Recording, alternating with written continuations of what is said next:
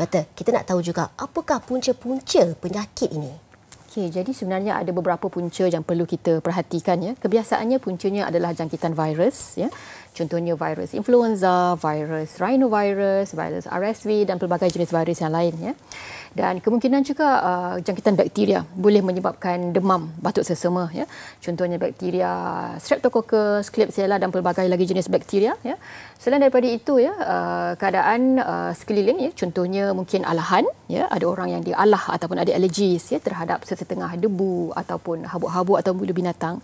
Mereka boleh juga mempunyai masalah batuk sesama ini. Jadi itu adalah antara mungkin punca-punca yang boleh menyebabkan demam batuk sesama. Sebenarnya ada banyak lagi yang lain. Contohnya penyakit kanser pun boleh menyebabkan demam ya. Penyakit seperti autoimun, masalah immunity juga boleh menyebabkan demam.